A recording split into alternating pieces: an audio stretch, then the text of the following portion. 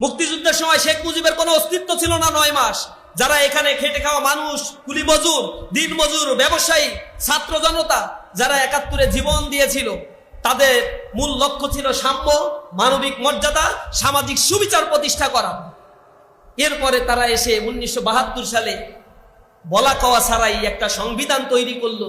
যিনি সংবিধান প্রণয়ন করেছিলেন সেই শেখ মুজিবের মুক্তিযুদ্ধের নেতৃত্বের সময়, মুক্তিযুদ্ধ চলাকালীন সময়ে তাদের এখানে কোনো অবস্থান ছিল না, তার পরিবার পরিজনও এখানে ছিল না। ইভেন তার আশেপাশের নেতৃবৃন্দ তো এই বাংলাদেশে অবস্থান করে নাই, দেশের বাইরে অবস্থান করেছে। মানুষ জীবন দিয়েছে, কাতারে কাতারে শহীদ হয়েছে, দেশটাকে এসে আবার এখানে বাকশাল কায়েম করেছে। সে বাকশাল থেকে মানুষ মুক্তি পাওয়ার জন্য এখানে বিদ্রোহ করেছিল, সিপাহী জনতার বিদ্রোহ হয়েছিল। কিন্তু বিদ্রোহ হওয়ার পরে যারা শাসন গ্রহণ করেছে তারা আবার পরাধীনতার করাল গ্রাসে জাতিকে নিমজ্জিত করেছে। বারবার এদেশে এই মির্জাফরদের আগমন ঘটেছে।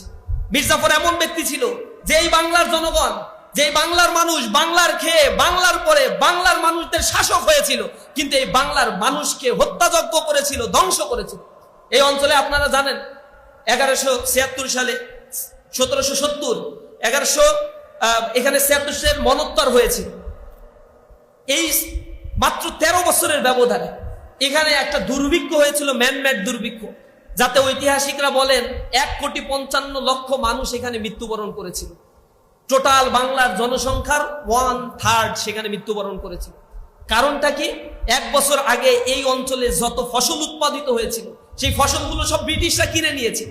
তারও আগের ঘটনা, এখানে মির্জাফর যখন ক্ষমতায় ছিল তিনি এখানে যে কর আরোপ করেছিলেন তার পরিমাণ পূর্বের আলীবর্দী খাঁ বা নবাব সিরাজউদ্দৌলার সময় যা কর দেয়া হতো তার চাইতে ৩২ গুণ বেশি কর এখানে আরোপ করা হয়েছিল। মিলিয়ে দেখবেন বর্তমানদের সাথে, ওই সময়ের সাথেগুলোতে মিলিয়ে দেখবেন। কর আরোপ করে টাকাগুলো নিয়েছিল। জমিদাররা যখন টাকা দিতে পারতো না, এখানে চিরস্থায়ী বন্দোবস্ত করা হয়েছিল, সূর্যাস্ত আইন করা হয়েছিল। সূর্যাস্ত আইন করা হয়েছিল, সূর্য ডোবার সাথে সাথে যদি জমিদাররা কর না দেয়, খাজনা না দেয়, তাহলে তাদের স্থাবর অস্থাবর সব সম্পত্তি তো নিবে। তার স্ত্রী, সুন্দর স্ত্রী থাকলে তাকে নেবে, সুন্দরী তার কন্যা থাকলে তাদেরকেও তারা অধীনস্থ করে নেবে। এই কারণে মুসলমান জমিদার যারা ছিল এই জায়গাগুলো ছেড়ে গিয়েছে, আর উর্মিচাঁদের মতো ব্যবসায়ীরা এইখানে বাসা বেঁধে তাদের মতো করে এই জমিগুলো তারা ব্রিটিশদের বন্দোবস্তের অধীনে তারা নিয়ে এসেছে।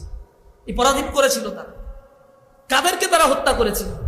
কাদের জায়গার এখানে স্থাপন করতে গিয়ে খসেটি বেগমরা এই কনস্পিরেসির আশ্রয় নিয়েছিল।